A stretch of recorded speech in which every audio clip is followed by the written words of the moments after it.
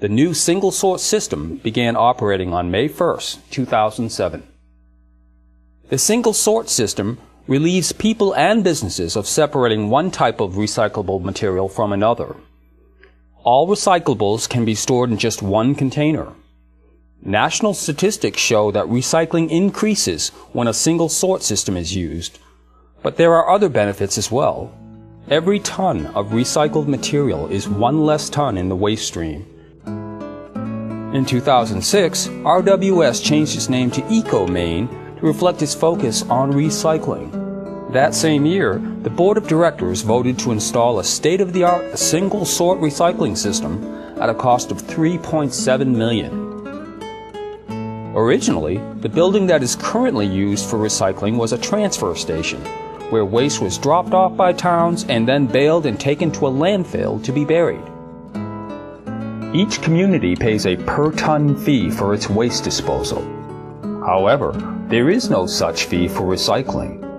As a result, consumers save money while at the same time conserving our natural resources and protecting our environment.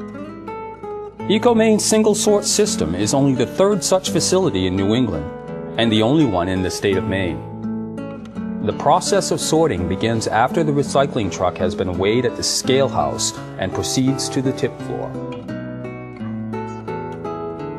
Trucks dump their loads of mixed recyclables on the tip floor, where a bucket loader moves the material onto a drum feeder.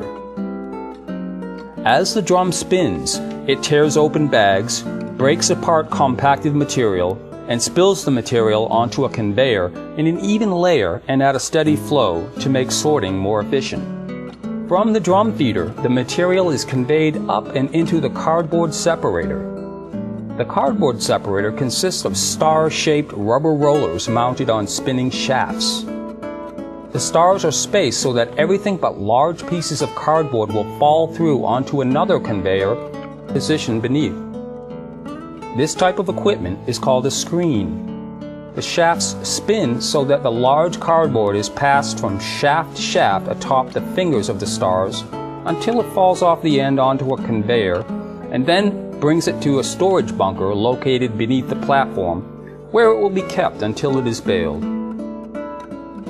All the materials that fall through the spinning stars land on another conveyor and travel to a heated and ventilated and closed employee work area, the pre-sort.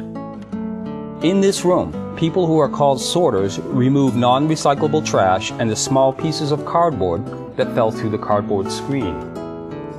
After the remaining material passes through pre-sort, it goes over a double deck of screens. The top deck is the newspaper separation screen, and the bottom deck is the mixed paper separation screen. Similar to the cardboard separation screen, both these screens use spinning rubber star-shaped rollers, but in this application, the star-shaped rollers are smaller and closer together. Because of the spacing of the rubber stars, the paper does not fall through the screen, but rather goes over the tops.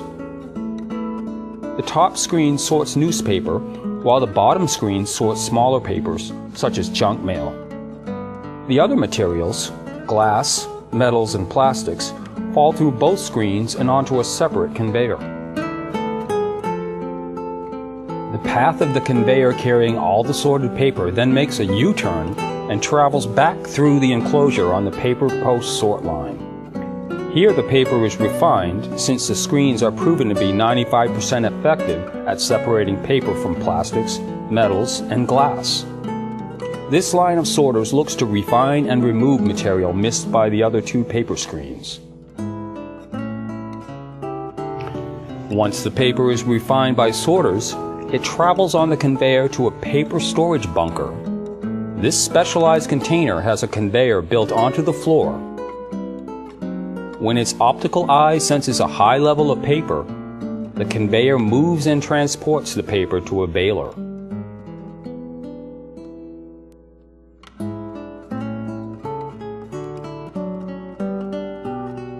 All the glass, metals, and plastics that fell through the two paper screens travels by conveyor past a spinning drum magnet to attract all metal containing iron. As it spins, the ferrous metals are thrown loose on the upward motion of the drum magnet, and they fall forward into a storage bunker. The remaining material, plastics, aluminum, shredded paper, and glass, continue on the conveyor and over a glass breaking screen. When the glass is broken, small shards of glass fall through the screen and onto a separate conveyor along with small pieces of shredded paper. To separate broken glass from shredded paper, the mixture passes through a glass cleaning system. Here, an air bath or continuous stream of air blows away the paper and leaves the heavier glass. The shredded paper stays with the airstream until a cage disrupts the flow, causing the paper bits to fall down into a container. The separated glass is then conveyed to the glass crusher, where it is reduced to a size and texture resembling sand. This crushed glass no longer has sharp edges and can be safely picked up and handled without gloves. At this point, all that remains on the conveyor to be sorted are plastics and aluminum. This mixture next passes over an eddy current, which is an electric current created by alternating magnetic fields to repel the aluminum.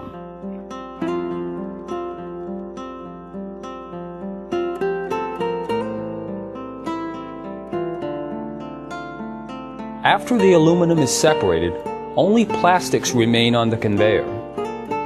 It then travels under an optical sorter, which uses an ultraviolet light to scan the composition of each piece of plastic. When the optical sorter reads a number 1 PET plastic container, such as water bottles, it triggers an air jet that propels it off the conveyor and onto a number 1 plastic storage bunker. The system can scan several plastic containers at once, allowing the conveyor to travel rapidly, usually at 1 yard per second, while maintaining accuracy. After number 1 plastic is removed, the remaining plastics travel on the conveyor through plastic sorting. Here, sorters will hand separate the remaining plastics into 3 categories. Number 2 natural plastic, such as milk jugs. Number 2 colored plastics, such as liquid laundry detergent containers. And mixed plastics 3 through 7. There are 3 large corresponding openings in the front of the conveyor that enable sorters to quickly throw in items. This is the only point in the system where people actually sort rather than just refine. This is the end of the sorting process. The mixture of recyclable material delivered to the tipping floor has been separated and brought to individual storage bunkers waiting to be baled. From beginning to end, the process usually takes just 3 minutes.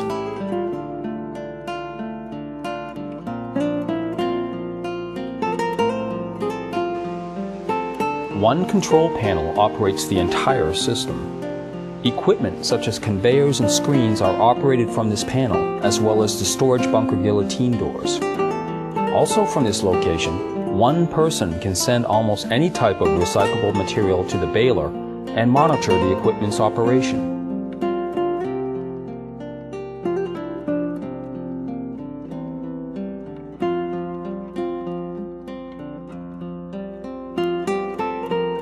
A diagram located on the control panel represents the single sort process, and each step is represented by a light. The operator can monitor operations by seeing what color the lights are. Green light indicates that the equipment is operational, and a red light would indicate an equipment shutdown. With the exception of the paper storage bunker and the 2 balers, all equipment is interconnected. That is, if one piece of equipment fails, the entire system stops running. A red light on the control panel alerts the operator as to which piece of equipment failed. The bales are sold to manufacturers or to recycling brokers through an open market. Prices change at the beginning of every month, and, like the stock market, prices can rise or fall. Depending on the material, a bale weighs between 1,200 and 2,200 pounds. EcoMaine processes over 25,000 tons of recyclable material every year. Every ton that is recycled helps to conserve our natural resources while at the same time protecting the environment. Consumers can play their part by purchasing products made with recycled content. Remember, when you buy recycled goods, you play an important role in completing the recycling loop.